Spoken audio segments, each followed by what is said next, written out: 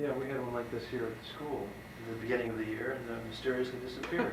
So I've just arranged to have the president store this for me today. You, I think, as far as number of years, you are the elder statesman of St. Thomas. I don't feel at all, Rich. I just looked at all, but I don't feel at all. Yes, I've been here since the year of the first graduating class. And I look back, for every 2 steps we take, we seem to take one going backwards, but I think somebody up there loves us. Like any other young institution, we've had our growing pains, and we've made some mistakes and done some very good things along the way, but I think there's no doubt that the heart of the place has been people like you and Barbara Graham and the teachers, the faculty have really made it. We've had a lot of administrative changes, obviously, along the way. And we've been the constant factors, you know, people, the old reliables that have basically been through the thick and the thin and the good and the bad. And it's been an interesting career. That's been, what, 24 years then you've been here? 24 years, yeah. What was your first reaction when you saw the campus back in '65? That it needed a good lawn mowing. What was here then?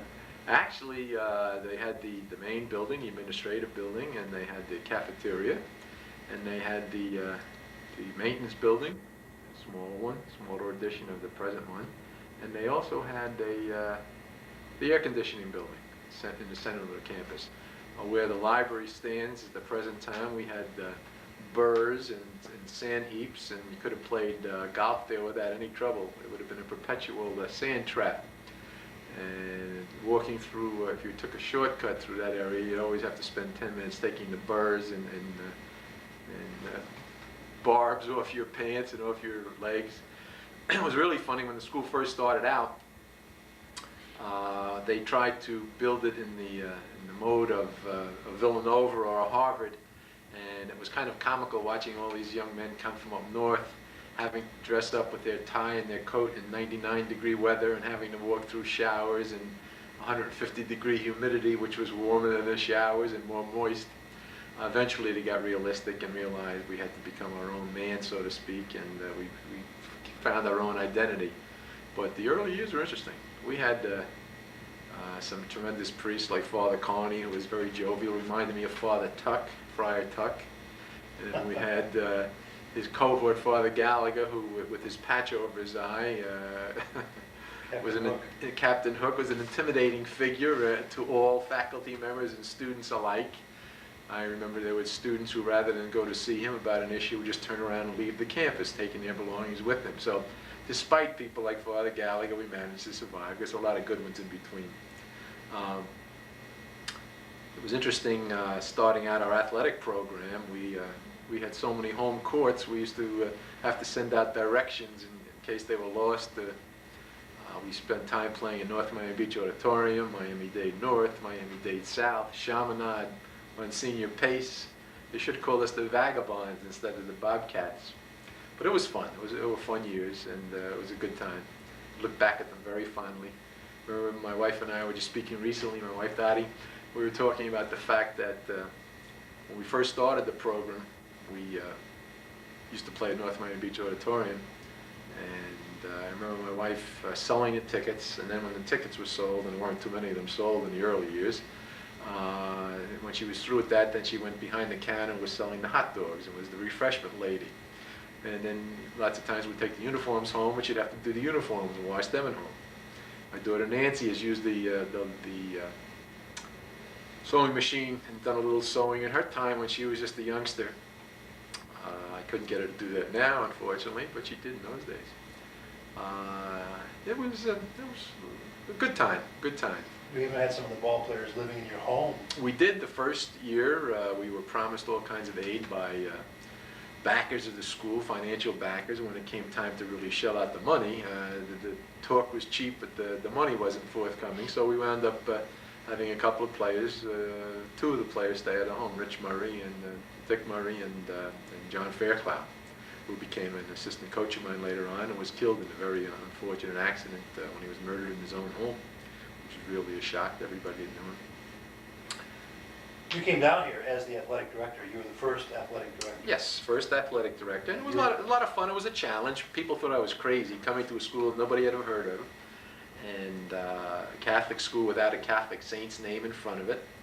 And in fact, when I left the University of South Carolina, my boss at the time, who was currently in the Basketball Hall of Fame, Frank McGuire, said, "You're crazy. I mean, you know, you're just going to, nobody will ever hear of you again. You'll never hear that school again." And in 5 years' time, or 4 years' time, we were playing in the Palestra against LaSalle, which always was a big thrill to me. And being able to play schools like the North Carolinas and the Houstons and the, you know, with the Clyde Drexlers and the Hakeem Olajuwons and some of those teams, certainly has to be something that will remain forever in the memory of the students that saw these teams come into town and play, and also with the players that participated against competition of this type. This has been one of the unfortunate things that in the last several years, I think it's no secret, the athletic department has kind of slid drastically.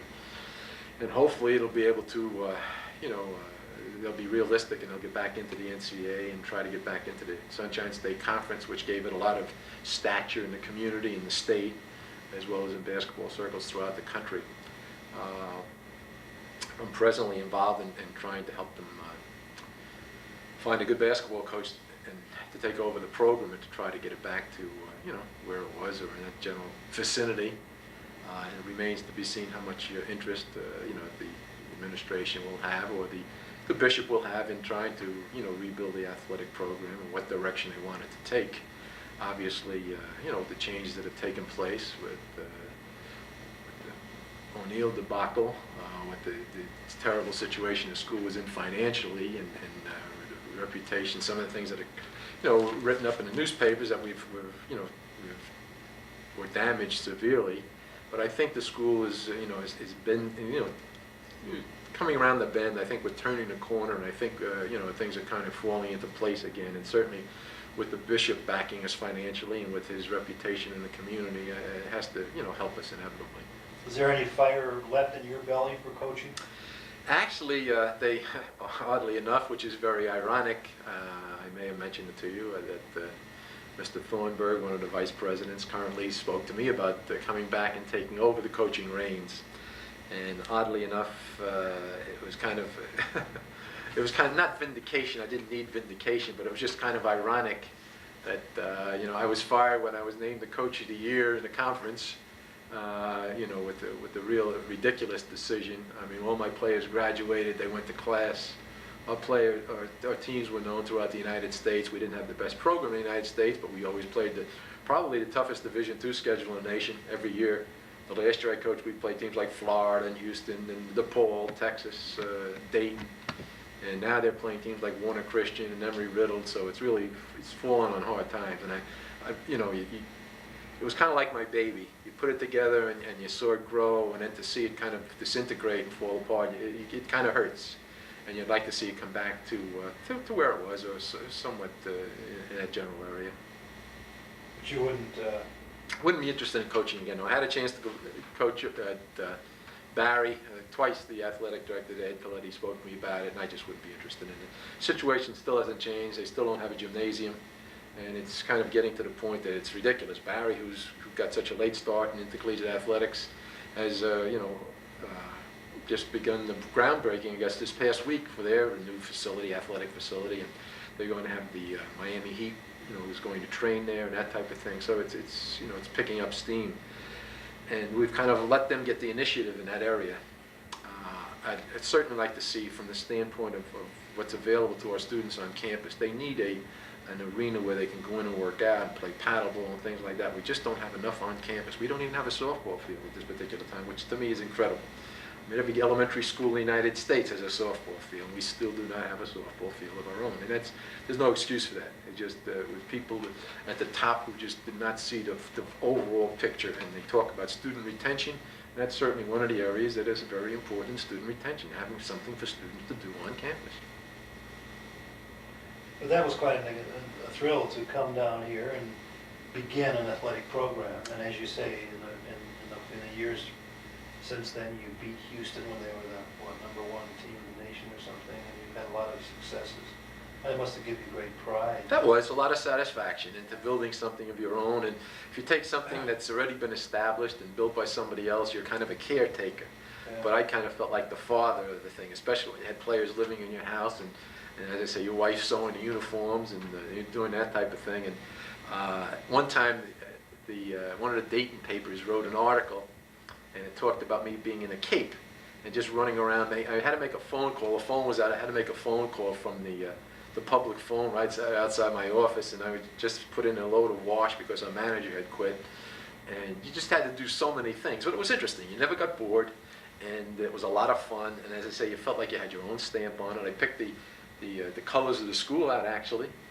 You know, the Columbia, the navy blue. I don't know, they've changed them around a few times since then. I don't know what our colors are these days.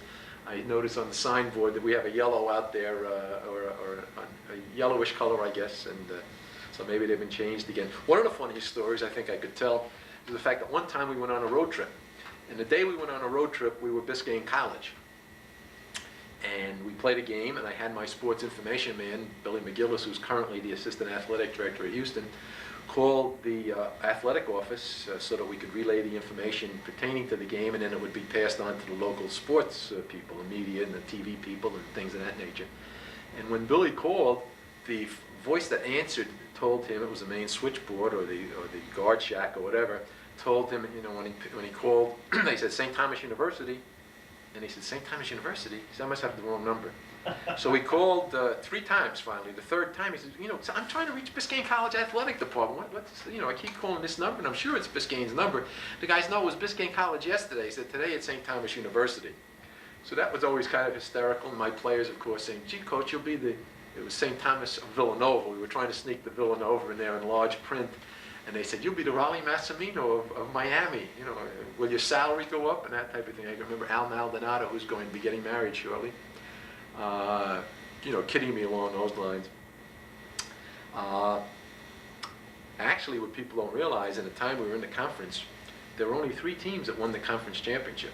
And that was Florida Southern, who's been a power for years, and Central Florida, who moved into Division I ball, and St. Thomas. And nobody else ever won it. In fact, there were only 3 teams that qualified for the conference playoffs every year. And again, it was Florida, Central Florida, Florida Southern, and ourselves, which, even though we may not have had 20-game wins every year, because basically the caliber of the competition we played, the major universities, we had a pretty good record going there for a while. In fact, we won more games on our last road trip. That, you know, I was already in the process of being fired in the conference. We won 2 games in a row on the road trip. Then the coach that followed me won in all the years he was in the 2 years he was in the conference total on the road in the conference. So in other words, he never won, I think he won 1 game on the road in the conference if he won any in 2 years' time. We won 2 in the road trip. I was fired. So it's kind of interesting. You know, obviously when it occurred, you know, you were destroyed, you were devastated, and it was your whole life. It affected my family greatly, and obviously, you know, it may also have had something to do with me developing the little slice down my chest here when I had a problem with my heart a couple of years back. But I also enjoyed my time with the alumni, and I thought we really had that off the ground, and I thought that was, I had as much fun and satisfaction with that as I did with the basketball. And again, it was trying to do something that hadn't been done previously and to do it all the way. One of the problems they had with it was when Father Guys and people like Father Guys had the plan, they never really gave him he wasn't able to devote his full day to the alumni office, and I was the first person in that position to be able to do that. And I thought, as I said, we really had it cranked up and we had it going in the right direction, and then Father Pat pulled the plug on it also, as he was wont to do. Sometimes I wondered, you know, if he really wanted to see the people around him succeed at what they were doing, because whenever anybody looked like they were succeeding or doing well at a job, they'd find themselves at another job very shortly thereafter. I think George Edmondson will do a good job. I think he's a good person for that type of a thing. That the students remember him fondly. He always identified with the kids, and I think he's a real good one. I think it's going to be heading in the right direction again. That was fun. I think I'm enjoying teaching. I always enjoyed teaching just as much as I did in all the other phases of the operation. I started out as a teacher in elementary school, was in high school, and taught in Loyola University before I came to Biscayne. And you don't mind if I refer to it as Biscayne, Richard, do you? It'll always be Biscayne in my heart. No, I mean, I can make that transition. I mean, you're born a boy, and just because somebody says you're a girl, you're still the boy. I'd like to see them, somebody among the wiser heads, eventually name, let's say, the graduate business school, the Biscayne College School of Business, as part of St. Thomas University.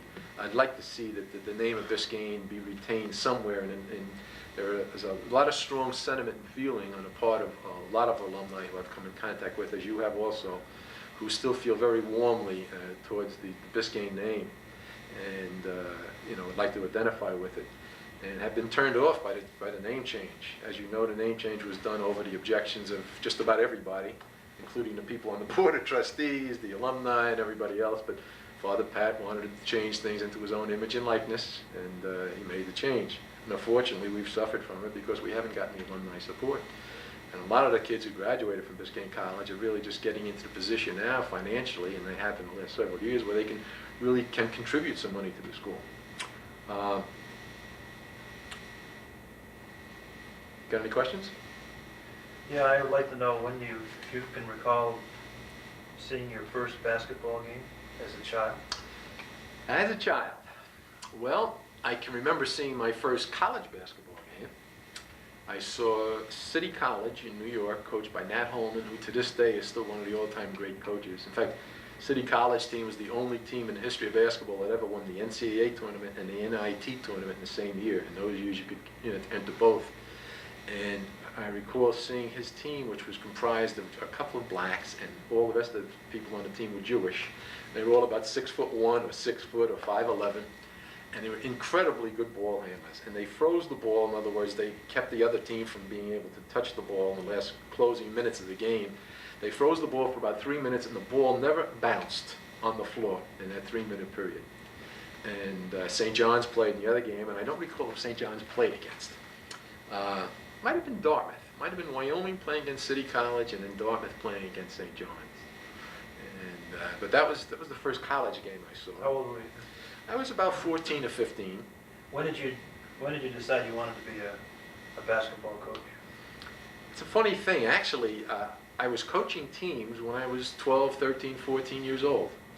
And the fellow that currently is in charge of the Basketball Hall of Fame, Joe O'Brien, who was formerly a coach at Assumption College, played for me when I was 14 years old. He was about 12, and he was on one of the young kids teams I coached. And on that team, there were 2 other coaches that wound up coaching in college.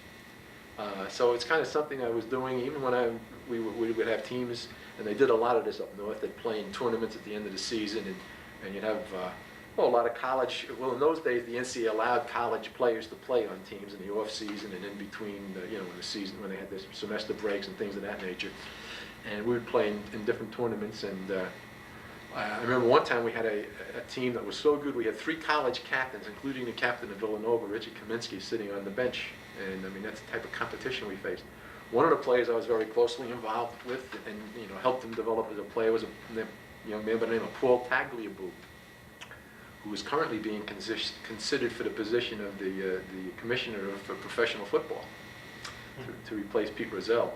Paul's presently a lawyer up in Washington D.C. area, and we got one of the fellows that we used to play with that was very close to us is currently one of the owners of the New Jersey Nets. And it's amazing, the kids we grew up with, most of them were, definitely did not grow up with a silver spoon. I mean, definitely hard-working, middle-class families. Some of them lived upstairs in, storefronts and things of that nature. And I mean, we have vice presidents of Merrill Lynch, all kinds of, people came out of that environment that have been very big successes to this day. How is it that you were picked to be a coach when you were 13 or 14? It's just, it's just the, personality? It's something in my personality, a loud mouth and a sharp eye. Not necessarily in that order, but, just it's just there. I guess certain leadership things come to the front, come to the fore. My grandfather said he always called me a Philadelphia lawyer. When kids in our neighborhood used to get into trouble, I was the one that always went to their homes and tried to justify it and explain it to their mothers and fathers. I was always an unpaid representative of the local community. So, from the time I was a kid, I just basically, that was part of my nature, part of my personality. Some people might find that obnoxious, as you know, and as people around here have found out that I don't mince words. I get right to the point, and people either like that about you or they dislike it very much. But one thing you can always say, I've never, you know, I don't lie to people, and I don't. That's never been a part of my character. And you know, you can take me or leave me. Just as many people leave me as take me, and maybe I'm better off for that, or maybe they're better off for that anyway. You were raised in Bayonne, or? Bayonne, New Jersey, right. Born there? Born in Bayonne, yes, in Swiney Sanitarium, which is kind of fancy. I always impress people with that, not in the Bayonne hospital like everybody else. In fact, I teased my wife about that. I said, well, you were born in a hospital, I was born in a sanitarium. But it was just a little private hospital run by a couple of doctors. Why? I don't know why weren't born in a hospital, in a regular hospital like everybody else. I always wondered to this day if there was some sort of family secret they were hiding. Actually, Bayonne, for people that are not familiar with Bayonne, is in between Brooklyn. If you could tell my accent, you might see a little trace of it there. About 99% Brooklyn and about 1% Jersey City, which is on the other side. Bayonne was a peninsula across from Staten Island and Kildan Cull, and the Newark Bay on one side, the New York Bay on the other. It was a very cold place to grow up. You had winds blowing from both two bays, and when you went to school, it was like incredibly cold. The wind. So I think at that tender age, I decided I was going to move to the south. And as soon as I got my opportunity, after we were married, and I taught in elementary school for a couple of years, got my master's degree after I got out of the service. We wound up at Loyola, New Orleans, and we enjoyed our stay there very, very much. That was a real highlight of our life. You had brothers and sisters? I had one sister who was a hospital administrator, and loans, you know, it's involved in loans, worked for the Ford Foundation and things of that nature. She's a graduate of Seton Hall. An English major, I might mention, Richard. I thought you'd be impressed. And that was all we had. And your parents, your name, is that a German name? Actually, from what I can gather, my family, my grandparents are from Austria-Hungary. Now, how close they were to Austria, how close they were to Hungary, they were some Czechoslovakian blood in there, some Austrian blood in there.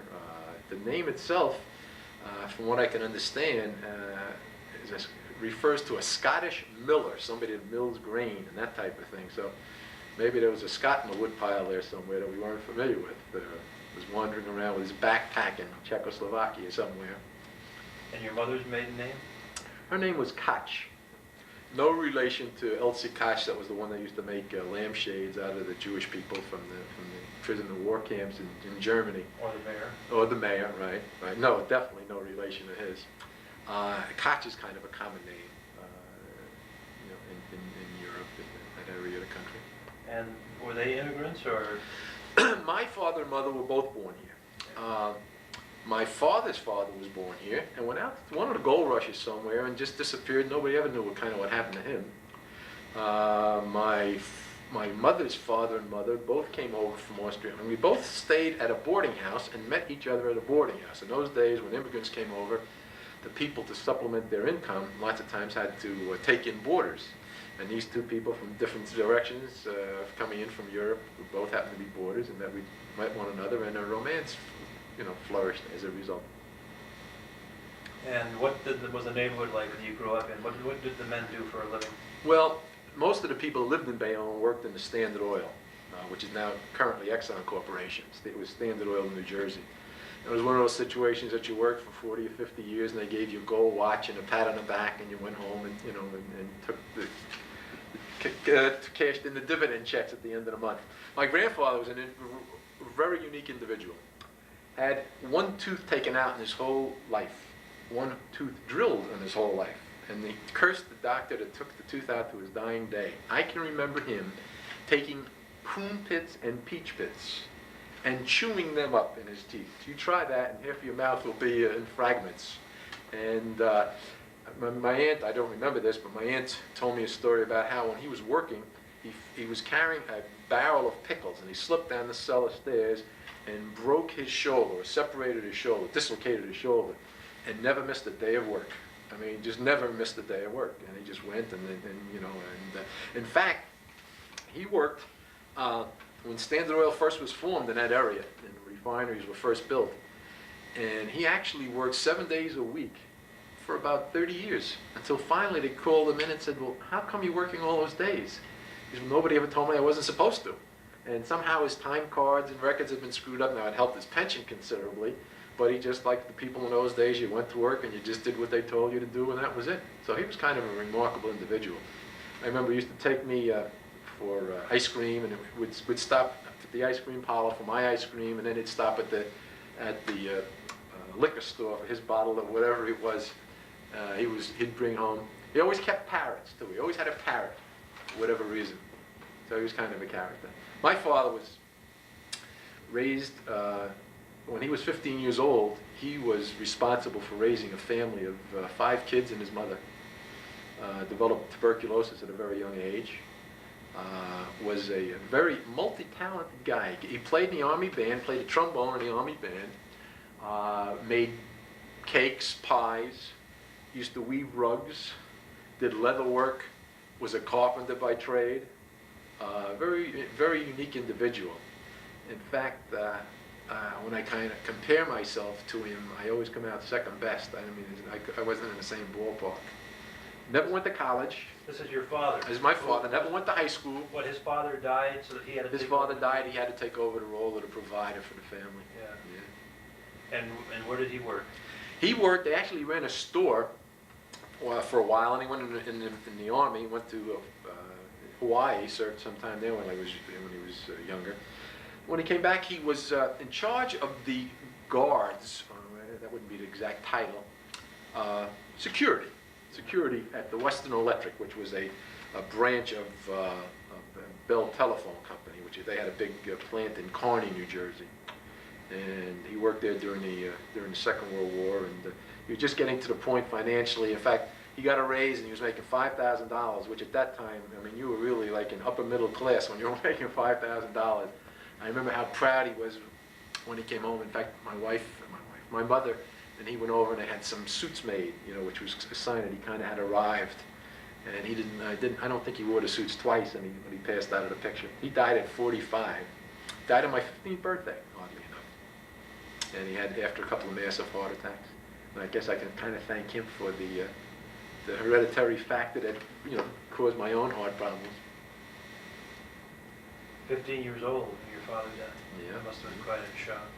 It was interesting. I remember in those days they didn't have oxygen tanks and things of that nature, so I was in the ambulance with him, fanning him, just trying to get him some air, so he could manage to make it to the hospital, which he did. And then he eventually passed away. His heart was too weak. He had summer pneumonia, and oddly enough, if the procedure that allows me to sit in front of you today had been perfected in the time he was alive, during the time he was alive, he still might be alive. Just amazing. We were talking about medicine today with Mike McCall. He recently underwent an eye operation, and just some of the things that they do today are incredible. Does that give you thoughts about death yourself? You're rather a religious person, are you not? Yes, I go to church every day. Go to Mass and Communion every day. Obviously, like a lot of other people, as you get older, the church says you shouldn't do it, but you do pick and choose in the things in the religion. But I do have a great faith in God, and a great faith that He has a hand in my life every day. And one of the things I go to church for, I get so much satisfaction from, is that I feel, no matter what is thrown at me that day, I'm going to be able to handle it.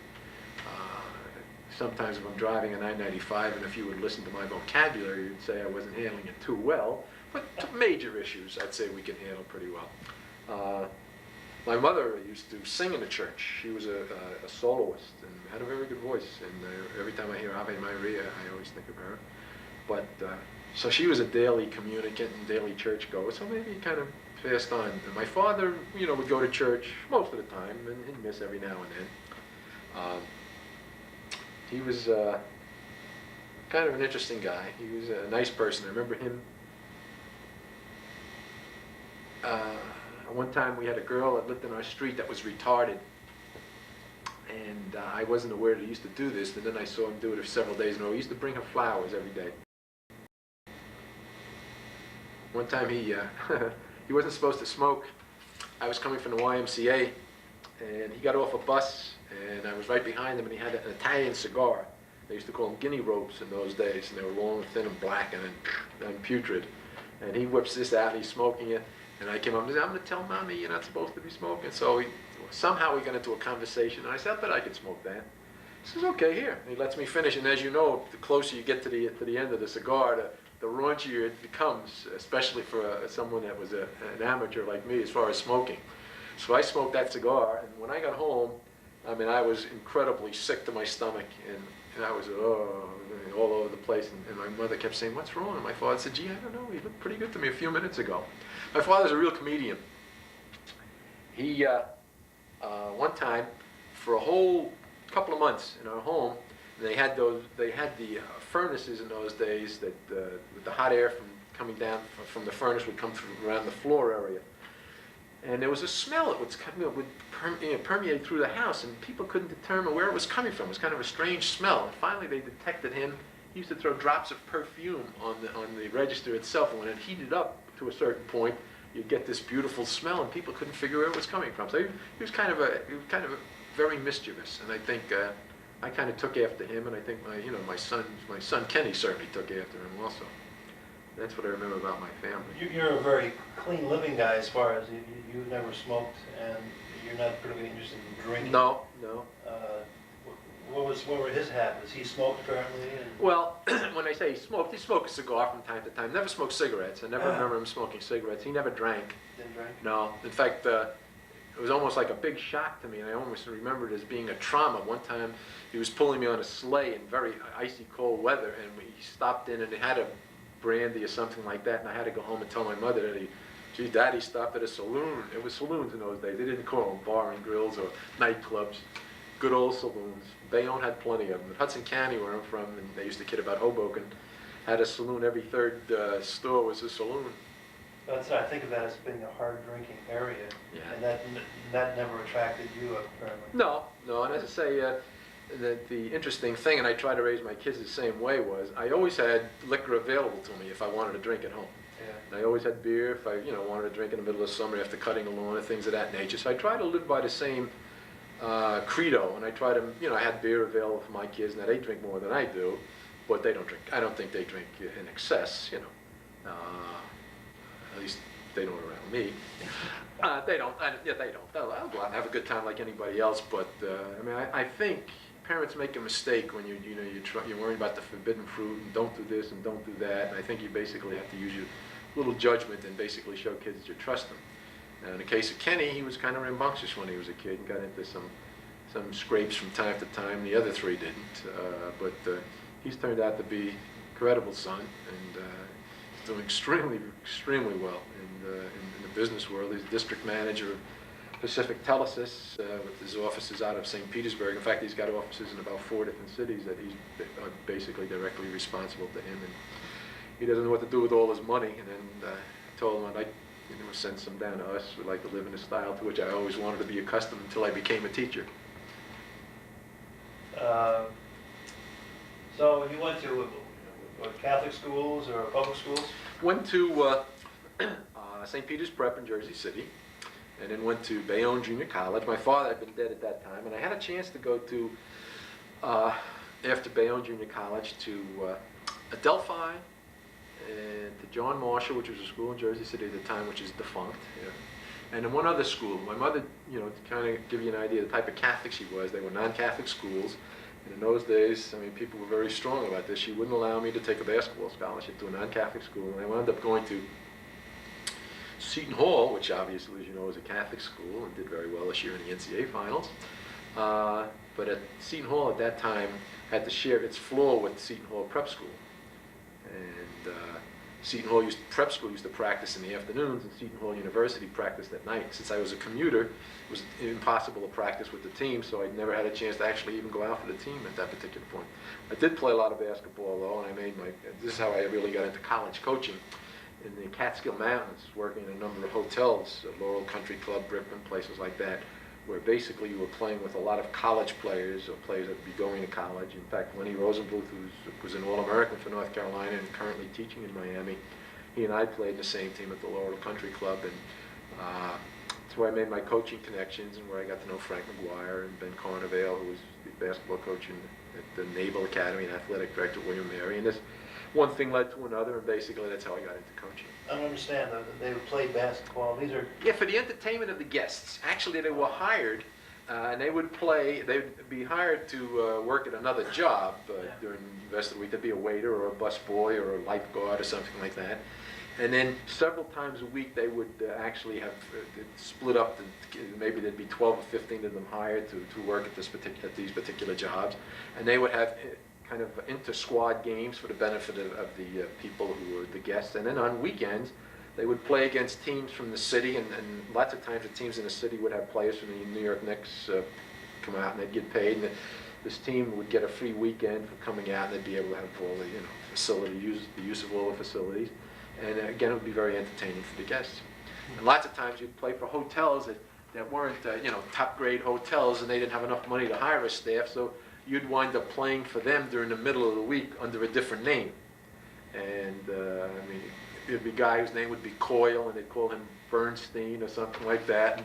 And one time we had a young kid playing for us who was about 14 years old, and they talked about how he graduated from this college, was All-American at this place and that place, and it was kind of a joke. In fact, a lot of the players that we played with, that I was playing with in the years I was playing, went on to play with the University of North Carolina, who won the national championship, and it was one of the few unbeaten teams in the history of the NCAA to go on to win a championship. In fact, they beat the Will Chamberlain's team. They beat Kansas back a few years. What about in college or even before? Did you have any specific teachers who were influential in your life? Well, I think the nun that was about 6'2" that smashed me a couple of shots when I was in the 8th grade certainly made an impression on the back of my head. Did I have any teachers? I had a teacher for economics whose name was Mudd. His name was Mudd.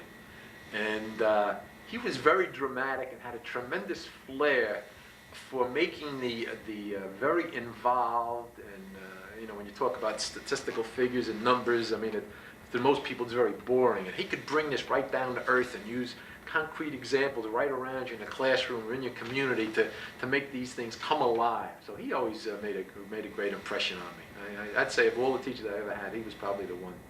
I also had, trying to recall, I had a teacher for American literature in college that I enjoyed very, very much, and I just can't recall his name, so he couldn't have made that much of an impression. Those literature teachers don't usually make that kind of impression. You chose to major in history, right? Actually, my majors are kind of strange. Here I wound up becoming an athletic director and a basketball coach. My first degree was in business management. My second degree was in social studies, and I had, I took a considerable amount of coursework in economics myself, which I always found very, very interesting. And I wound up teaching history, which was kind of more like my avocation. It's something a lot of basketball coaches, incidentally, are very interested in history. Bobby Knight is an avid student of history and military battles and things of that nature. Joe Hall, who coached at Kentucky, the same way, and the coach that's currently at LSU, another great student of history. So I don't know what it is about history that attracts basketball coaches. So from Seton Hall, you then went I taught, and then I went into the service. I went to North Carolina University, and I was going to become a graduate assistant there at the University of North Carolina at Chapel Hill. And unfortunately, that was the time of the Korean War, and they wouldn't extend my deferment. They were pretty difficult. It was pretty difficult to get deferments in those days. So I went into service, and upon completion of my time in the service, Did you go anywhere during that period in the service? I fought the Battle of Louisville. I guarded the Fort Knox. In fact, I used to write poetry. And I used to walk around the General Patton Museum on the post in Fort Knox, and I'd stop underneath the lamplight, and I'd whip out my pencil, and I was always motivated when I was by myself somewhere in the lonely circumstances to write my poetry. Have you saved any of those poems? I have. They're going to be published. The Doubleday just sent me a big check. I told him you'd be my agent, which would cut you in on a little. Yes, I have. In fact, that's, in other words, it's a funny thing what gives you satisfaction in life. Being a basketball coach and being coach a year in the region, the NCAA, and coach a year in the conference a couple of times, and things of that nature. The pundits of your peers does not impress me as much as being able to master other things.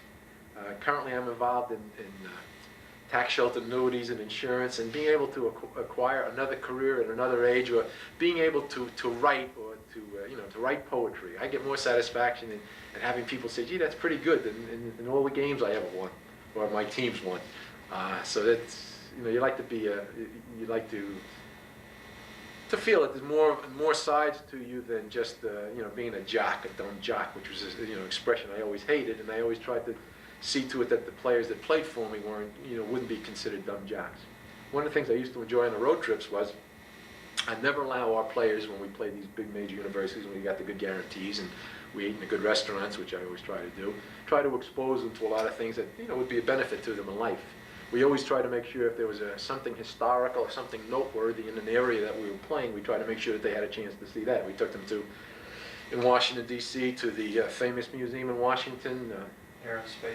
Air and Smithsonian Institute, the Air and Space, and things of that nature. And when we go to restaurants, I never let them order chicken or hamburger. They always had to have, we'd have things like escargot. And we'd go to New Orleans and I'd order several different types of oysters. Oysters Rockefeller, oysters Bienville. And a lot of the guys would, they're used to eating a certain type of food at home. And I'd say, look, you're going to try 5 new foods. Of these 5, you're going to love 2, you're going to hate 2, and one of them will be fair, but you're going to expose yourself to something that you never would have had the opportunity to do previously. I used to try to make my seniors, I'd put them in charge of actually making housing arrangements, or arranging for limousine service or taxis on the road, or dinner times and things of that nature. Try to give them a little practical leadership experience as well. So it was always. Have you ever kept a journal? I have, and I again, if enough money comes in with this other one, we may put it into the great novel of the. I'd like to write a book, although you'd like to put people's names in it, and you can't because you get sued. That would take some of the fun away from the whole thing, but I definitely have. And I mean, it's, well, one of the crazy things was, the year I was fired because I went over my budget, ostensibly. This was one of the reasons. And actually, that year they gave me 3 budgets. They kept changing the budget every couple of months. And actually, I was under the original budget, but over the last budget. And another ridiculous thing that all the coaches and athletic directors I ever spoke to just used to think was hilarious was I would be charged for going on a road trip against my budget, but the guarantee money that we used to bring in, which was considerable, I mean, we made as much as $10,000 in some guarantee checks, would not be allowed to be credited towards the money I was bringing in against the expenses. So, I mean, it's no way to do business. I mean, if you have any kind of business, I mean, you sell X number of things, you bring in dollars, you spend so much money on this, you lose dollars, and you add the 2 of them up, and that's your profit or loss, but they never let me do that, which was really incredible. You look back and never isolate a certain period of your life as being the happiest year or 2 years, or? Well, I think the years when we used to play at North Miami Beach Auditorium, and the students here were really into the program, and we also had a lot of support from the community in North Miami Beach, a lot of the retired Jewish people and the kids there. And when we used to pack the place, and the kids were very enthusiastic, I used to made an arrangement with that the people in North Miami Beach found out about 4 years later when a new political slate got in, where we would get the use of the North Miami Beach buses free, and they would pick up the students at Barry and pick up the students here and drive them right to the games. And when you used to go to, what was the bar they used to go to afterwards, Richard? I forgot. The Mug or something? Or right across the street? Right across the street, right, from the North Miami Beach Auditorium, which is cited as City Hall. So I think those were the good years. That was a lot of fun. I remember one time we went to practice, and it was in the midst of a hurricane, and the lights went out in the city. So Barney, the bus driver, drove the bus up to the side entrance, raised the door on the side entrance to the City Hall, and he flashed the car, kept the engine running, and kept the lights focused on the basket, so we ran our practice with the headlights of a bus. Another time, the van that the players were going into burst into flames, and they had to all bail out in the middle of Biscayne Boulevard somewhere, or 183rd Street. 2 other things that kind of come to mind was, before we beat Houston, the game that you referred to when they had Drexler and those people, and they had 5 players that were number one NBA first round draft picks, we practiced the day before that game. We couldn't get a gym. We practiced in the parking lot behind Monsignor Pace High School, and we pretended that the bumpers of cars were the baskets. Before we played Dayton, we practiced at Miami-Dade North, and they were setting up for a rock concert. And we only had half the floor available to us, and they were testing the amplifiers and all the rock equipment and the sound equipment. And the sound was so loud that I had a cap pulled over my ears, as did Jimmy Shaky and a number of other players. And I'd go around they couldn't hear a thing I was saying. I have to walk right up to their ear, about two inches away from their ear, and yell what I wanted them to do. And then finally, about midway through the practice, I said, the hell with it, let's everybody go home.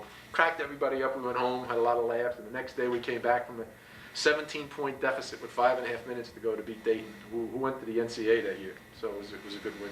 What was your greatest win? I thought either that Dayton win, coming back the way we did. The Houston game, oddly enough, we could have beaten Houston, as good as that team was, by 20 points. We had a 12-point lead, and they kept fouling us intentionally, and when the realization occurred to some of our players that we were beating a team of that national acclaim, they started taking the pipe, and they started missing the free throws. So the game at the end. But possibly the game we beat Florida Southern for the conference, it was the first game in the conference playoffs. They were the defending national Division II champions. They had 2 players that were drafted in the first 6 rounds of the NBA. They were ahead in the third quarter by 25 points or 26 points. And we came back to beat them. We beat them at the buzzer. There were 3 seconds left. They threw a ball a length of the floor. The ball went out of bounds, and we had no timeouts left. As our players were coming down the floor to take the ball out underneath our own basket for the last play of the game, I just yelled out an out-of-bounds play that they went into, and we scored on the last play, and it was a great feeling. And the thing about it that was so great was this was an outstanding coach team, the Florida Southern team. They played a tremendous game. It's not like we played very well and they played very poor to enable us to catch up. They played as well as a team could possibly play, to give you an indication of how well we played. It was just incredible. It was a great game, and in fact, I got their film of it. We never had films of games and things. We didn't have that luxury, but I got the film of the game, and they called it Rocky II. That was before all the Rocky subsequent sequences came out. Another game I enjoyed was when we beat the College of Charleston. College of Charleston was the NAIA champion that particular year that we beat them. My son was the assistant coach. Kenny was the assistant coach. And they had scouted us a number of times and things of that nature, and to beat them with my son coaching and them being the NAIA, national champion that year was also kind of, a lot of satisfaction. That was fun. What do you feel before a game? Is it excitement? Was it fear? Was it a pleasurable feeling? Actually, in the early years, a certain amount of anxiety, and actually, if you spoke to my wife, you'd find out that just before the game, I couldn't tolerate kids screaming or yelling or any kind of distractions. I kind of was starting to focus in on the game, and it kind of threw me off very quickly. After the game, even during the game, my kids would sit in my lap, or, when they were little. One time in a regional televised game at South Carolina, we were playing Maryland, and suddenly there's a timeout. There's like a sound of coins dropping and falling from the stands onto the floor.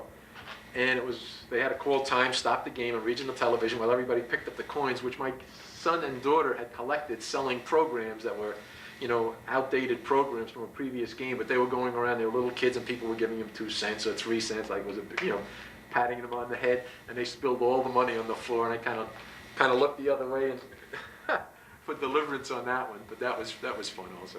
There was a lot of crazy moments. You would make diagrams and things like that at home? Well, Mike McDonough, who coaches at Miami Springs, his wife Eileen is the head of the athletic committee at Barry currently. He talks to this day, and he tells a story every year about how we went to the NCAA tournament a number of years ago in Los Angeles, and as coaches will want to do, we stopped in at a girly show. And while everybody else was focusing on the girls doing their dances and their bumps and grinds, I was writing plays on a napkin. And he can never get over that. As I say, every year he tells that same story over and over to the NCAA crowd. So I was always kind of wacko, always drawing diagrams and plays and things of that nature. And I always felt that I could learn something from every coach I ever watched, from every game I ever watched. I learned things from grammar school kids. I learned to play that was one of the best plays I've ever seen in my life when I was coaching in elementary school in Mendham. 2 players, one player would have the ball out of bounds and the other one would be in bounds. And the referee would hand the ball to the player out of bounds for a regular out of bounds play. And the player from out of bounds would say, "No, give me the ball, I'll take it out." And as he said that, he would disarm the players on defense and they would just relax. And basically he was still in bounds when he said, "No, give me the ball, I'll take it. I'll take the ball out of bounds." And the player from out of bounds would give the player in bounds the ball after everybody else had relaxed, and the player in bounds would just take it and score. And that was an unbelievable play. It was one of the best play I ever saw in my life, and 2 grammar school kids dreamed it up. So I always felt, you know, up till the day I die, there's always things I can learn about everything, about my field in teaching, and you know, I read incessantly. We subscribe to probably about 10 or 12 magazines at home, and all kinds of business magazines, and you know, Money Magazine, and Sylvia Porter Money Magazine, and Newsweek, and one thing I'm kind of delighted about, I have my kids involved.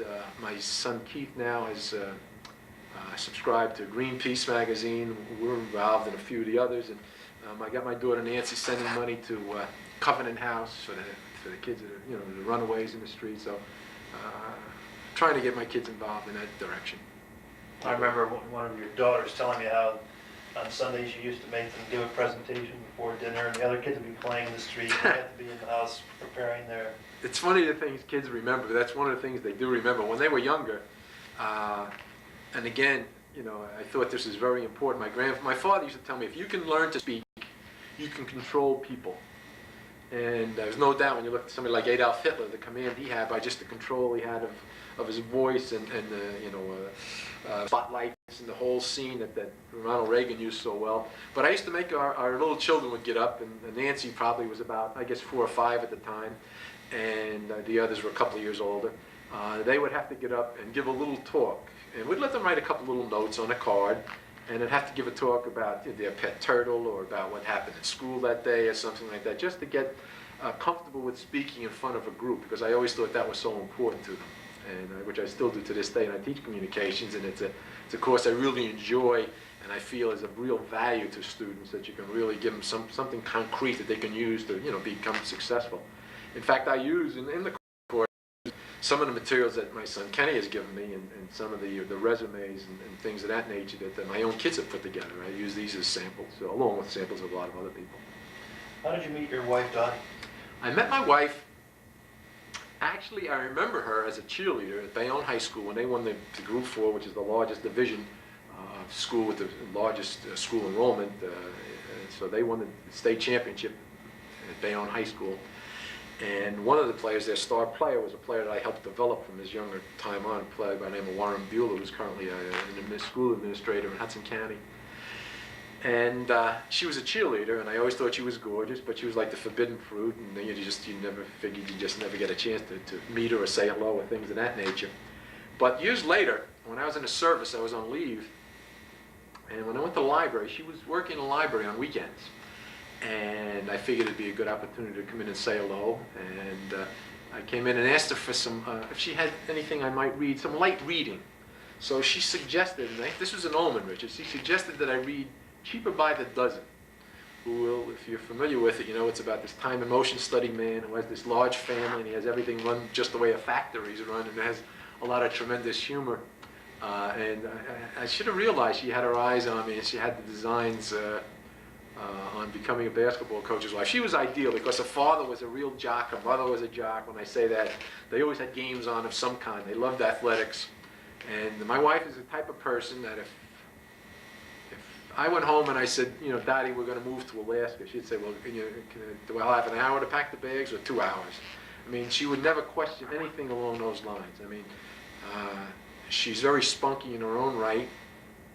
As you know, she teaches, she's a science teacher. In fact, she does, whenever we change the fuses or work with electricity, I make sure, I take out a little more insurance on it, and I make sure she handles all the fuses and the electrical work. It's kind of interesting, you know, to find somebody with my interest, which are definitely inclined, not in the scientific area, more in the social studies, or you know, concerned about social issues and business issues, and she's involved with the scientific thing. So they say opposites attract, and I suppose that was the case. We have a lot of the same interests. We like travel. We like to go to restaurants. We love New Orleans. That was a great experience for us.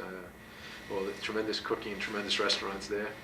I remember you sent your sons and daughters to Europe a few times. You were sort of a pioneer of the Spain program. That was the greatest experience in their life, and I thank you to this day, you and Frank Sisius, for making this possible for them, because this just broadened them in so many ways. They had a chance to compare themselves to people in Europe and say that, hey, you might be a big deal compared to the average person in America, but compared to the average person in Europe, you're illiterate. Yeah. You know, Nancy came back dumbfounded, not dumbfounded, but just amazed by the fact, and she used to bring this up, that the people in Europe knew more about America than Americans know about America. And they knew where all the states were. They could identify the states. They could discuss who our political leaders were. If you ask the average kid in America who the head of the Spanish government is or the French government, I mean, you draw a blank. In fact, you'd be lucky if you could find out who the leader of America is. And I think it also showed them, not that Nancy needed it, but I'd say Leanne was a little concerned with, that's not the, ostentatious is not the word, material things. And she was very impressed with the fact that the Europeans, the Spanish people, were just concerned with having a nice lifestyle, but not concerned about trying to outdo one another as far as having the most money, the most gold chains, the fanciest watches and things of that nature. So they were just impressed with the way people in Europe lived.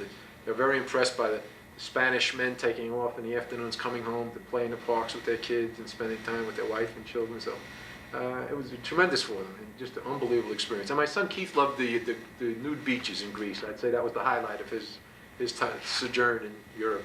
I was impressed that you and Dottie sent your children over there and had not gone yourself to Europe at that point, but Right. then you did a couple of years ago. Right, they whetted our appetite to the Yeah. point that we were able to go over, and I was, Florence was my favorite of all the places we visited in Europe, and Dottie stayed on after we stayed, I guess our tour was about 27 days, and then we stayed on for another 5 days in England, and then Dottie went from there over to Poland and studied at one of the oldest universities in Europe, and stayed there for another month, and she has relatives over in Poland, so she was able to get a real good insight into communism. Some of her relatives loved it, and some of her relatives hated it. And so it was a very interesting and educational trip for her. For me, it was just a great thrill being able to stand on over Machiavelli's body, the gravesite buried in church, and some of these people that I had been teaching about and reading about for years, and to be able to be there and be part of it, it was very thrilling. What was going back a bit? What was your initial contact with Biscayne College? How did you hear of it? Actually, there was a math teacher here by the name of Flederman, whose son, I guess, still does some adjunct teaching here, and he taught math at Loyola University. And his mother was in charge of the kind of like a boarding house where the basketball players at Loyola University stayed until they built dormitory facilities. And through him and through a man by the name of Chuck Myler, who was a marketing teacher at Loyola, who kind of stayed in touch with Dr. Flederman, and he kind of told me that Dr. Flederman was involved in the beginning of a new college in Miami. It was going to be a Catholic college run by the priest that run Villanova, and somehow or another, I remember, we played Miami-Dade Community College. Their team came down and played my freshman team at the time when they had freshman basketball at Loyola, and the athletic director of Miami-Dade was a man by the name of Maneri, Demi Maneri, who was currently the athletic director and baseball coach at the Miami-Dade North. And I didn't meet him himself at that particular point, but later on, I guess that year or the following year, Miami-Dade North was playing in the junior college tournament at Pensacola Junior College. And they were being killed by one of the local junior colleges. They were losing by 14, 15 points at halftime. And as the coach of Miami-Dade North, who was Jim Harley, actually, he was presently at Eckerd College, as he was walking by, I kind of grabbed his shoulder and I said, "Jim, come here." And I started describing to him as to what he should do, what steps I thought he should take to stop the other team was running there. The other team really hurt them on it and it scored a lot of points. And I just talked to him about a couple of adjustments. And he went in and he made those adjustments at halftime. And I wasn't aware when I was speaking to Jim that standing just a few steps behind me was this short, swarthy individual who was Demi Maneri. And later on, I went up and sat in the stands, and Demi came over next to me, and we started to talk, and he saw that my strategy worked, and Miami-Dade North went on to win the game. And, one thing led to another, and as we talked, we found out that we had something in common, and that Demi was from Jersey City, and I was from Bayonne, which is a neighboring town, and we knew some of the same people and that type of thing, so we kind of kept in touch. And it was a couple of years after that that Biscayne, became operative and opened the school and was talking about beginning an athletic program, and Demi kind of kept me appraised of that situation. It was, knowing of the situation and knowing Father Berry, who was the first athletic director, kind of got me in the inside track with the when I came in for an interview. So then one thing led to another. We came down, spoke to Father McCarthy, and once we ironed out the fact that I had to be paid for the summer, that I didn't want to start my pay in September, that basically opened the door, and then we started the program. It was kind of interesting because we had, you know, when you start anything, picture starting a factory from, you know, and then you have to go in and go out and compete with somebody in another 2 years' time, and you don't have the revenue, you don't have all the things that most people take for granted from scratch. So, you know, the first thing you do is you try to get a schedule together, and lots of schools, when they don't know who you are, or what type of program you're going to run, what type of athletes or academic standard you have, they're very hesitant and reluctant to play you. So it was a matter of winning over coaches and using the fact that I had known some people in the state, the people at Rollins I used to recruit for, Dan Nimitz when he was there, and I used to recruit for the coach who was Tom. I was able to, you know, use the fact that I had known these people previously to help them pave the way for them to do the talking to some of the other coaches in the state to enable us to schedule some of these teams. So we scheduled for a year following, and then we played that year with the team in the Miami-Dade North Evening League.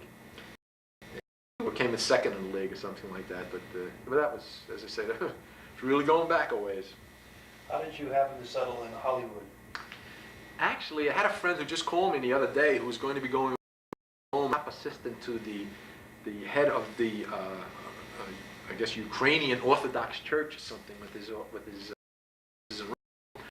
nephews. He made a and where he had a track business, and we kind of kept in touch. We could all around.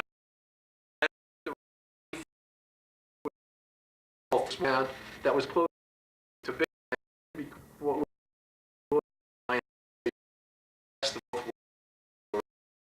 you want to go down there, and had a nice beach, and had beautiful trees, which it still does to this day. Those stately palms. If you drive down some of the main avenues in downtown Hollywood near the beach, I mean, it's just a beautiful area. And so I guess that's basically the reason we went to Hollywood. You just drove around in your car and saw a house. Drove around. This house for sale, and the big thing was it had to have a swimming pool. And my wife tells me to this day I was too cheap to live up north because I promised her when I got my first head coaching job that I would buy her a fur coat.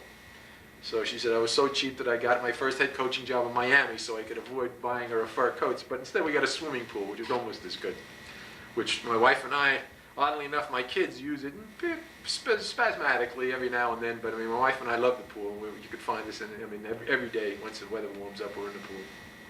So we enjoyed that part of it. What was the social life like at Biscayne back in those days with other faculty? Did you socialize much?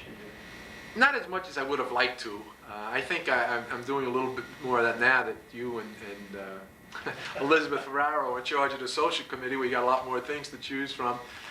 We really, as you are aware, we really didn't have that many things going on, and you spend so much time practicing. Unfortunately, not having a gym, you were practicing, 4 months a year or whatever, playing games, and you'd be practicing. My day would consist of getting up at 7 o'clock in the morning and being the first one on campus most of the time, and then I'd have my lunch here, go home for about an hour. I'd eat my supper, nap for about half an hour, and then come back for practice. And then you'd practice after pace was finished. So I'd get home sometimes 10:30, 11 o'clock at night, and that would be an average day. So it didn't leave you too much time for socializing. In the off season, I made sure I took my family with us, and we'd travel or go up to New Jersey, my aunt's country place, where it was a beautiful place where I did a lot of trout fishing and a very rustic environment and stuff, and get away from I-95. So I was trying to be more concerned with spending quality time with my family than I was with the faculty. And I never really cared much for you anyhow, Worley, if the truth were known. That's not true, folks. I always loved Richard Worley. He was a man after my own heart. You mentioned fishing. What are your hobbies? You talk about reading a lot. Reading. I read a lot. And in fact, during the summers is when I really catch up on my reading. In other words, now you're reading for your job to be abreast of what's going on in your profession. But my pleasurable reading is done. I like historical novel type of thing, Gorbachev, that type of thing. I like to read a lot of books on business and our country's economy, things of that nature. My hobbies. I would say probably, you know, trout fishing, nature. I love nature, and I made sure I got my kids involved, and you know, they're big in nature. My son Kenny has a tremendous collection of flowers. When he goes up to the country, he'll work frantically, 14, 15 hours a day in the rain, in the mist, mud, you know, changing flowers around, planting flower beds and things of that nature. And if you looked at him, as tough and as scrappy and as ornery as he is, I mean, you never see this side of him at all.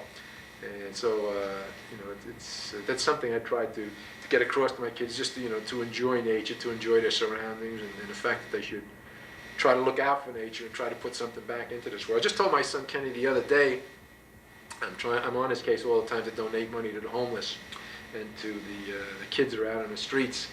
And I tell him, you know, you got to leave this place, got to leave this world a little bit better place than it was before you came in. So that's basically where I come from. That's basically what my motto is. And a lot of people, you know, I think would be surprised to see this side of me as well. You know, I think I'm a very sensitive person. In fact, I am given to tears easily. I have tears forming right now. And I am also given to temper tantrums very easily. Not a tantrum, but it's an outburst of temper. It's not very difficult to tell where I'm coming from. I mean, it's very obvious. I mean, you know, you can tell immediately with me where you stand. I don't think, devious is not a word that would be part of my vocabulary. And I had to deal with a number of devious people around this place, so I had to learn what it meant to be devious. I had to go through Machiavelli's book a few times to find out how to deal with some of the administrators at this place. Have you had any political heroes in your life? If you ask me who my hero was, I'd say it would be somebody like Mother Teresa would be a hero.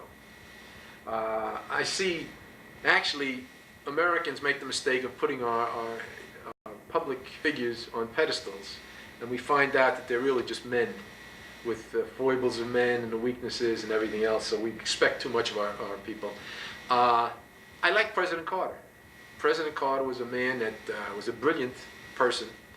Maybe he didn't understand the political system in Washington, D.C. as much as he might have.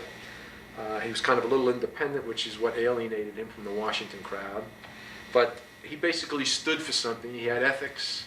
He, you know, a lot of the changes that had taken place in the South American dictatorships with the death squads and things of that nature, he was the one that basically said, hey, America's not going to send you money if you're going out assassinating people that don't agree with you politically.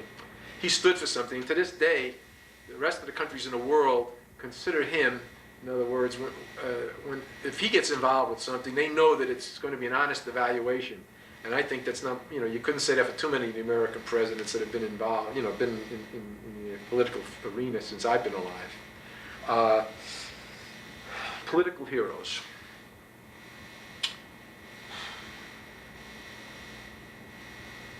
No, I saw the inner workings of Hudson County politics with Mayor Haig, who was comparable to Mayor Daley or Mayor Walker or some of the, you know, the infamous mayors of the big city politics. And I was never really enamored with politicians. In fact, one of the things I try to stress in my communications courses and my English courses, one of the things I initiated this year was not just having to learn how to write a letter or a business letter, but actually write political figures and people in the government to try to bring about changes in our environment or in some of the social programs and things of that nature. And this is kind of my big kick lately, and I'm going to try to pursue this and continue to pursue this. Who have you enjoyed or admired as speakers, whether or not you agree with their politics? Well, certainly Franklin Delano Roosevelt had a tremendous, you know, he was one of the first to use the radio in the manner in which he did. Adolf Hitler was fantastic. Kennedy was a very poor speaker, I thought. Martin Luther King was tremendous, did a great job. Some of the speakers that I thought were. Certainly Calvin Coolidge would be at the bottom of the list. Old Cal didn't have much going for him as a speaker. I would say those three probably would have been the ones that I admired the most. What about with the reading you talk about? Has a book ever changed your life, or if you were on the proverbial desert island and you could have one book, what would it be? Well, you know, this might not be the only book I would take, but Bill Bradley, who I hope someday runs for the presidency of the United States, wrote a book, A Sense of Where You Are. and it basically just talked about a lot of little ways that you can do things in your everyday life to make you just sharper at the things that you do.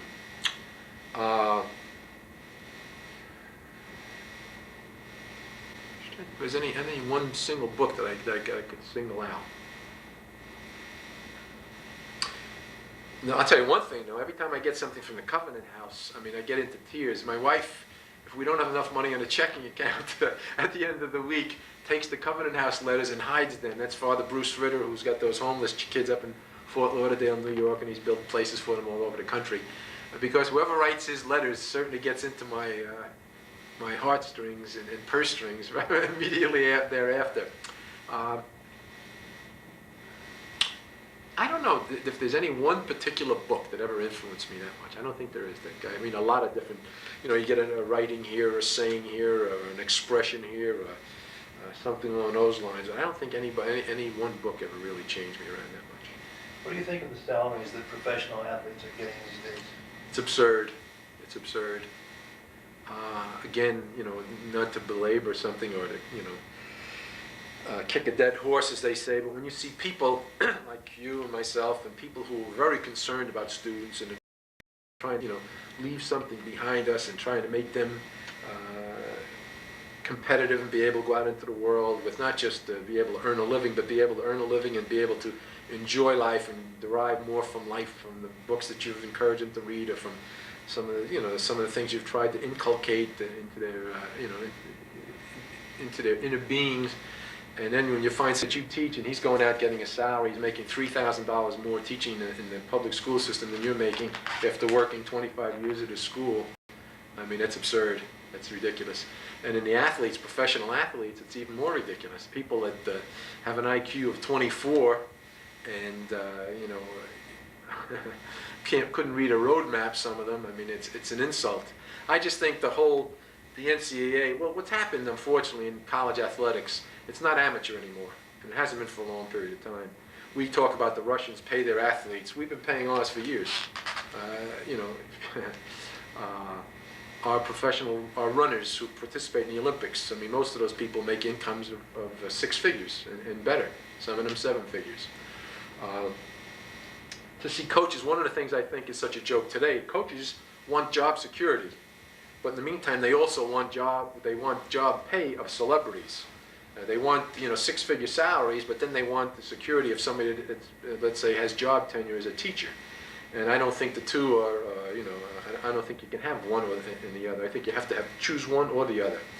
I just think the NCAA has to come to grips with the fact that these kids are being paid. A lot of kids are, people are taking college boards for other students. And the NCAA is not realistic. If a kid comes from a ghetto environment where they can't scrape together 2 dimes and all of a sudden he's sent off to college, everybody around them has money to go out on dates and go out to a restaurant for a bite to eat or things of that nature. And this kid has no money and is expected to earn no money because they'll take his scholarship aid away if he does. He can have a summer job, but he can only be paid so much and that type of thing. They're unrealistic. Kids that are in major universities, and universities should have the choice, should be allowed to be paid up to $100 a month. And with that, at least he can get his laundry taken care of and he can go out to the movies and things of that nature. There's always going to be abuses, and even if they pay $100 a month, there'll be somebody looking to give them more than that. But at least that would be a realistic cutting off point, and I think kids could live on that type of thing. I think the NCAA has to come to grips with also, I mean, how many of these schools, when a kid goes to these schools, how many of them graduate? How many of them can actually go out and earn a living? And I think a couple of coaches have come up with ideas, and they said basically a school should be penalized 1 scholarship for every senior it has that does not graduate. And I mean graduate in the degree program that will enable you to go out and earn a living. Not these Mickey Mouse watered down courses, basket weaving and things of that nature.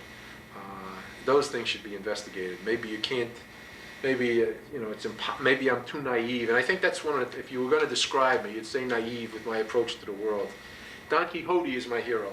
Now there's you talk about somebody's writings that impress me. In other words, going out fighting an impossible battle against impossible odds. I tried to do this with my basketball schedule. People thought I was crazy. I wasn't looking for wins. I was looking for the challenge. I was looking for the feeling of accomplishment. And I'd say that was somebody whose writings impressed me. Cervantes. In fact, if you were to come to the Stibler household, you would see that we have, I guess, about 6 or 7 different figures, Yadro figures of Don Quixote, and a lot of different positions and poses. And we also have a couple of metallic sculptures and things of that nature of Don Quixote, and this is kind of my big thing. Another one of my hobbies, you asked about hobbies, I collect depression glass. My aunt kind of got us involved in that. She has this very old home that's a couple of 100 years old, or just about a couple of 100 years old. They're not really certain how old it is. In fact, it was a home that was, it's a Quaker home. It has 2 separate stairways. It was built into the side of a hill. It's what they call an earth home. So basically you have the coolness, dampness permeating from the back of the house. Actually air conditions the house, so if it's 95 degrees outside, you're in a comfortable 75 degrees in the house. So it's kind of an interesting home.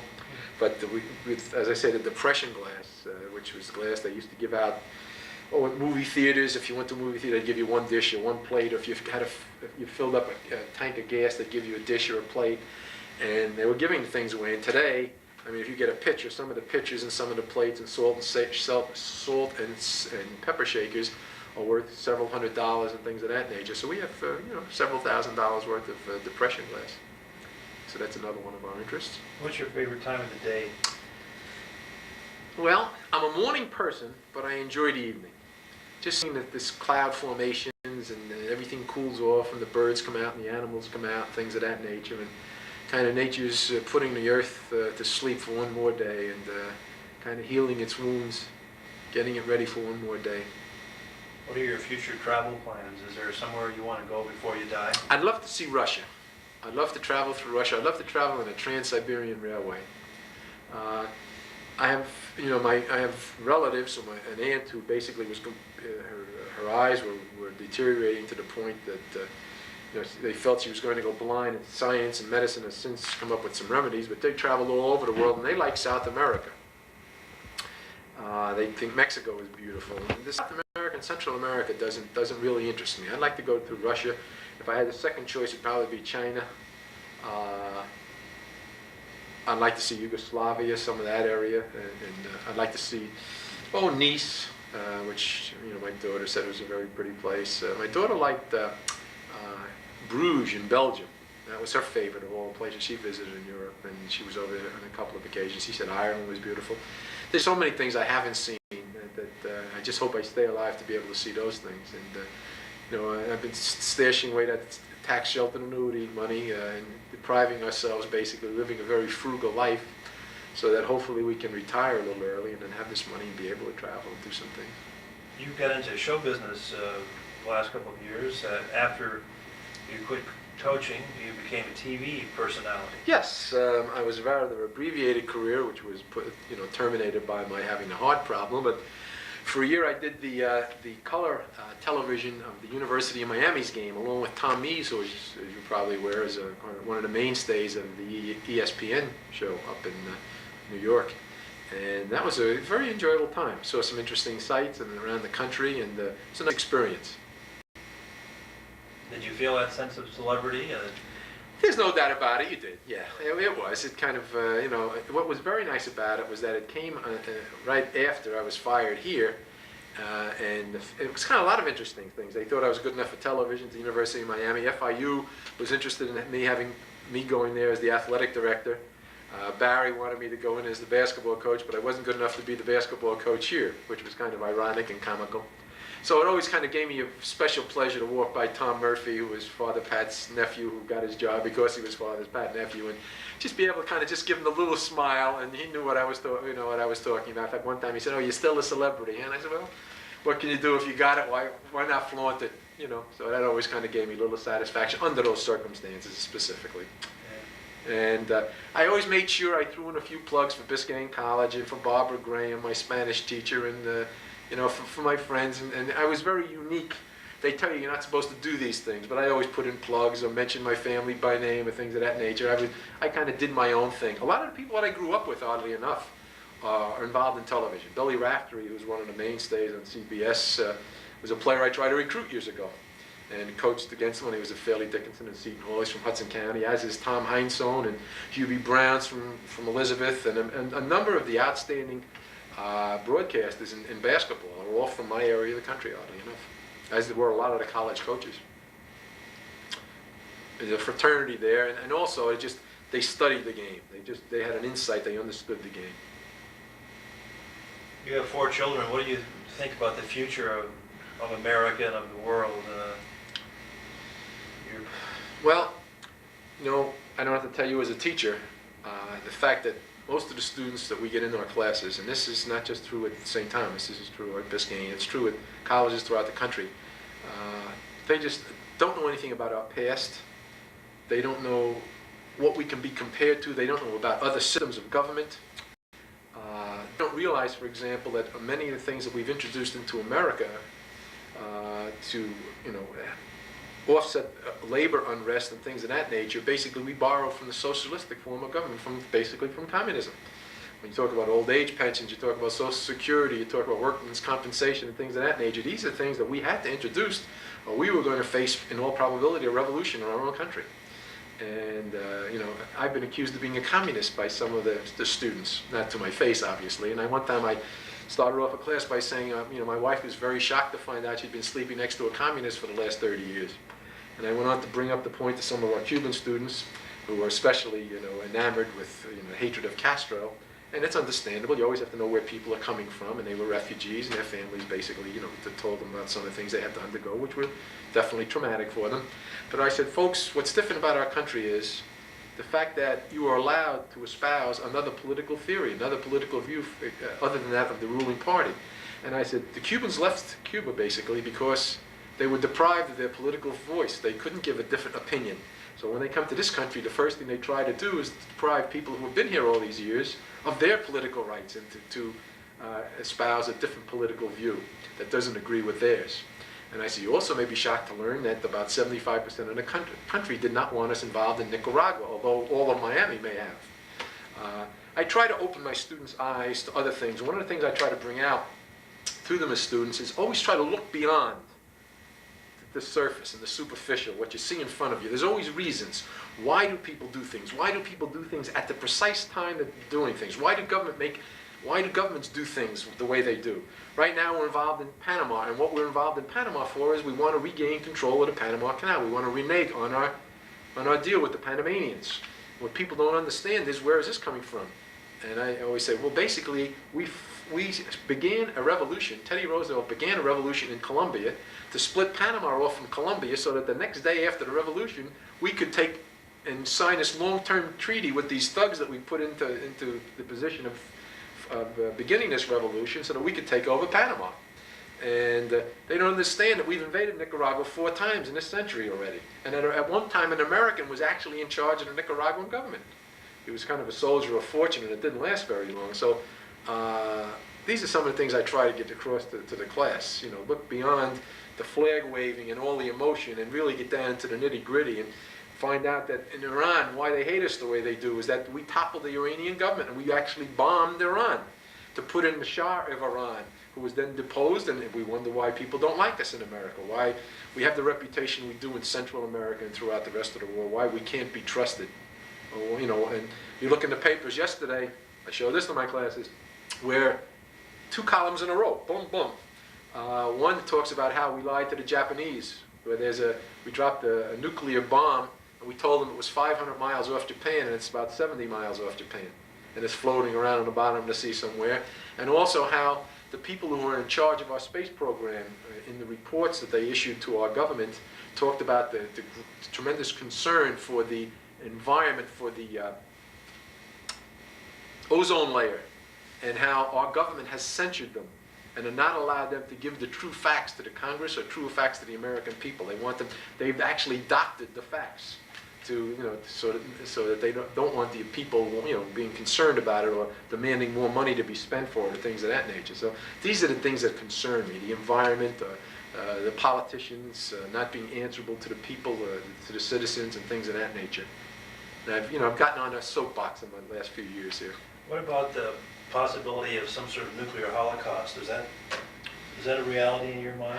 I'm very concerned about it, and not so much from a standpoint of Russia or USSR versus the United States, but the fact that as we have made these supplies available, and we pretend, you know, it's amazing, our biggest industry is the arms industry. We pretend we don't want these countries to arm, and yet we go around selling arms to everybody that has enough money to buy them.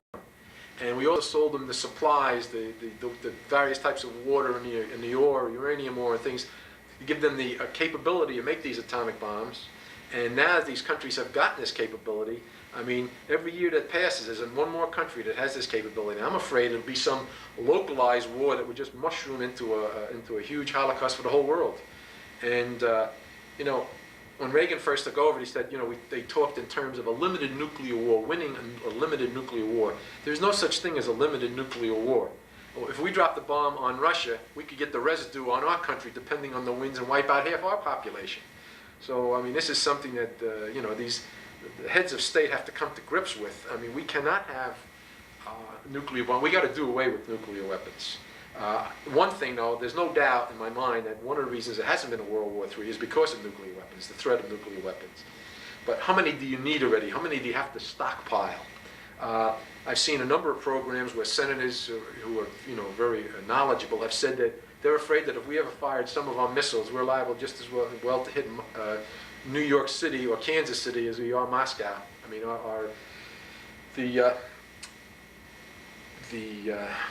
the missiles themselves, the propulsion, the things that would actually direct them towards Moscow are so screwed up, and I mean our mechanical systems are so poor, and you know we basically have government contractors bribing people in high public places to pass tests and things of that nature, and we have these weapon systems that don't work and would endanger the American public if we ever have to use them. That's frightening. That's what's most frightening to me.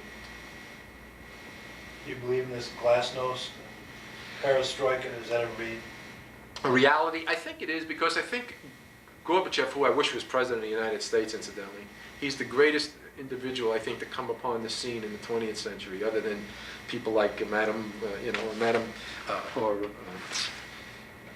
some of the social workers or things like that. But I mean, the man has come to grips with the weaknesses of the communist system, and is making incredible changes. Now, as I try to tell my kids, they say, oh yeah, they want to do away with communism. No, they don't want to do away with communism. They still like the idea of all the socialized medicine and social forms of government, but what they want to do is introduce a little more capitalism into it. The motivational factor, trying to get people motivated to the point where they'll be willing to go out and work a little harder, which, as my wife said when she came back from Poland, was one of the problems. That people know they're going to be paid anyhow, they're not going to work hard at the job, and they're going to do a slipshod job, and it just permeates through society. But I've read Gorbachev's books. In fact, my son Keith bought me the book on perestroika for a Christmas present, not last Christmas, I guess the previous, whenever the book came out, might have been last Christmas or the previous Christmas. And my son Kenny brought me a big book that's about all the pictures of the Soviet Union, and we had American photographers go out and take all these outstanding pictures. And they know I have a real keen interest in the Soviet Union. But Gorbachev is just an amazing phenomenon. He has used all the American public relations techniques to outdo Ronald Reagan, who was an amateur compared to him. And Ronald Reagan, as you know, was called the great communicator. And Gorbachev beat him at his punch. Right now, Gorbachev has won over all the European heads of state, including Margaret Thatcher, who's kind of a hard sell and is kind of a resurrection of the right-wing Republican Party in our own country. But Gorbachev sees the real weakness, that he says he knows that Russia will not be able to, or USSR will not be able to compete with the Asian nations, Formosa to Japan. And once China gets cranked up, I mean, what an incredible competitor they're going to be. With their basic Asiatic instincts and smarts, you know, using capitalistic techniques, they're going to be awesome. I mean, the Japanese have to be worried about them. If we ever get the Japanese and the Chinese combining, will really be more of a problem. And the fact that Europe in 1992, the common market nations are going to get a lot closer together with their economic aims, and Spain's joining the group and a couple of other nations, and this may also isolate Russia or the USSR and the United States. So Gorbachev, I think, also realizes that the time is, the clock is running out, and he's got to do something very, very quickly about changing the direction that the USSR is going in economically. So I think he's a pragmatist. He's a smart politician that realized, hey, you can't win the next war. I mean, there's going to be no winner. And basically, he's got to change their economic structure around completely, and he's got to do it very quickly. He's taking a heck of a gamble. His biggest gamble is with the people in his own country, all of the people that don't want to change, because basically their own good deals are going to be, affected. So it's very interesting to watch the way he's manipulated behind the scenes. Tell me about your surgery. That was what, two years ago now? Yeah, it wasn't this past Christmas. It was Christmas before, just about. That must have been quite a shock for a guy who was prided himself in his health. I know. To suddenly be going under the knife. People saying, oh, they couldn't believe it, anybody but Ken Stibler. So it shows you a certain amount of heredity. And also, there's no doubt the stress that I was put through with Father Pat being fired from 2 jobs that I was handling well, incidentally, and devoted myself to completely. That obviously had to have an effect. But also, I ate my share of key lime pies with the whipped cream and ice cream. I was a big ice cream eater, so if there's anybody out there that's going to pay any attention to this, or if it's ever going to see this at all, stay away from the ice creams and check your cholesterol while you're young enough to do some good.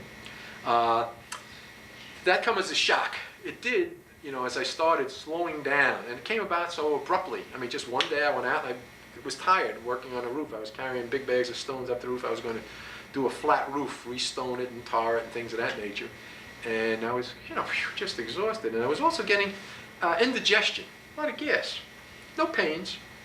And for me, I mean, I'm one of these people that wake up even now. When I wake up in the morning, I'm revved up and I'm ready to go. I'm a full speed ahead.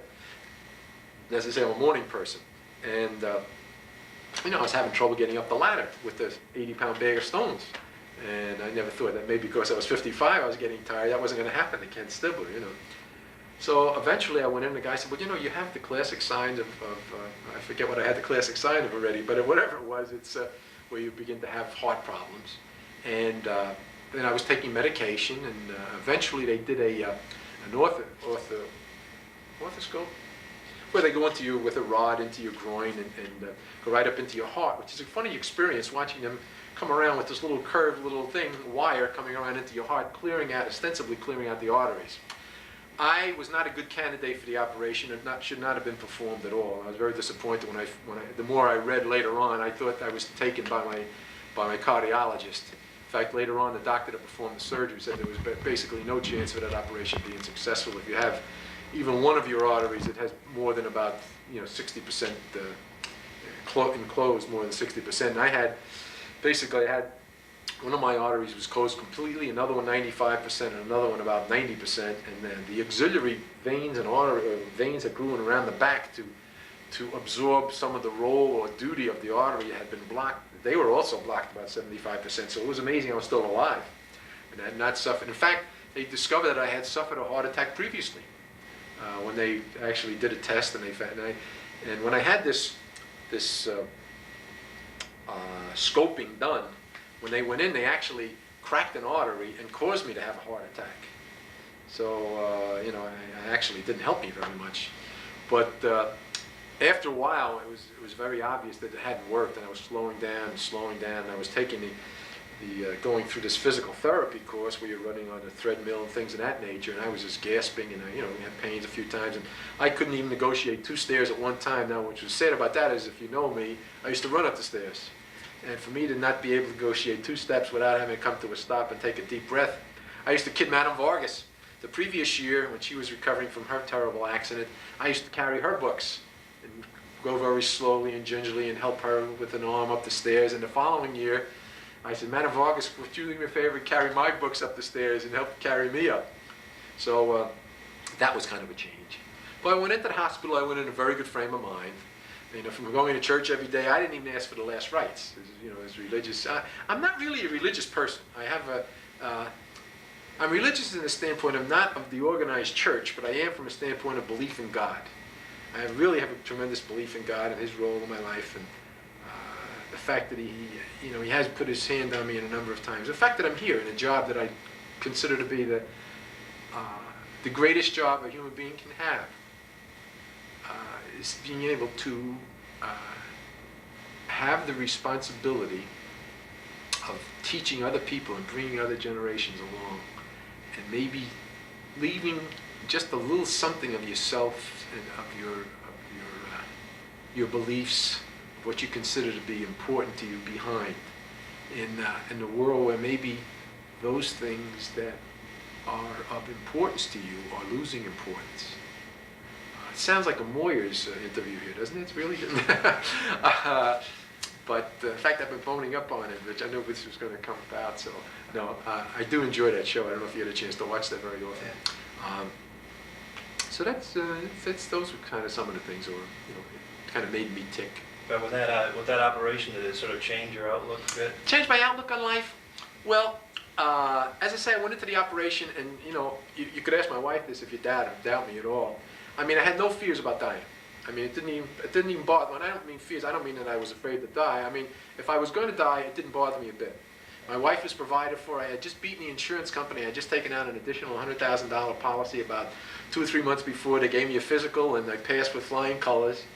And I mean, I've been saving money in with stocks and bonds and all these other things. Our home was almost paid for. My kids were graduated. Now, if I was leaving behind a widow with 5 starving kids, it would have been a different story, obviously. But I had, I was at peace with my maker. I had done basically the things I'd wanted to do in life. I'd never seen a grandchild, which my father hadn't either. So that was the one, thing I would have liked to have seen. And my daughter Nancy is pregnant, incidentally, so I'm kind of looking forward to my first grandchild. And but I had just visited Europe, so I had a chance to see that, and I traveled a little bit. And having been involved in the television, I mean, I've been all over the country with my, being involved as the chairman of the NCAA Basketball Rules Committee. We used to go to the NCAA committees and do a lot of traveling, free, the NCAA and things. So I'd done basically all the things I wanted to in life from a challenge of a standpoint of teaching or coaching and television work and travel and raising kids that I thought were great kids. So, I had friends like you. So, I mean, what more was there in life? I didn't think there was anything else left that I could do that it was of real significant importance to me. So, I mean, I was ready to go. Did it change me afterwards? Oh, I was always, even before then, I was someone that smelled the flowers. I mean, I enjoy every moment. I savor every moment of life. And I try to teach my kids to do the same. I don't know that it changed me. I think it changed me in the sense that I'm more concerned about other people, about underdogs, about charities, homeless. This past year, one of the things we did, I had 3 of them. I didn't have all 4 classes. I forgot the 4th class, but last semester I had 3 of my classes raise money for Christmas for the Brother Paul Camilla's house. And I told them I would match whatever money they came up with. And I figured they'd be coming up with nickels and dimes and quarters, and kids were throwing in $10. I forgot someone who were working. So they were coming up with some big bucks. And a couple of kids said, "What will your wife say?" I said, "She'll say, hey, it's a great thing." So that's the direction I've gone in my last several years of my life. I think, more inclined towards charities, concerned with the communities. And I think probably before much longer I'll be involved maybe local political issues, and also with maybe working with the homeless and on the soup kitchens, handing out food and things like that in my spare time. In fact, I would say within the next year I'll probably be involved in some of those things. Retirement plans? Well, again, I have the best job in the world, and I also have 4 months a year off, and I'm already semi-retired. You teachers don't know how lucky you are. You should have been an athletic director and a basketball coach when you had to put all those hours in, and then try to, get ready for your 1 class as well. When I say, obviously, to be a teacher and to do a job the right way, people don't understand when you say you only teach 4 classes a week, or 12 hours a week. What you're actually doing is, that's the 12 hours there. They don't see the fact that I was up till 2 o'clock the other day correcting test papers or term papers and things of that nature, and how much reading goes into preparing for classes and trying to be abreast of your topic and that type of thing. So it's a heck of a lot more than that. And all the time you spend just trying to counsel kids, shake them up or pat them on the back or whatever you think they need. So there's a lot more goes into it than just the hours that the average person sees, the average layman. But I have a great job. I love teaching, and I just hope that, you know, college survives and does well financially, and we can get the students in and get the thing on the right track again after being stalemated here for a couple of years. Thank you, Ken Stibler. Thank you, Rich Foley. Enjoyed it. What the hell time is it? About 3 o'clock probably, huh?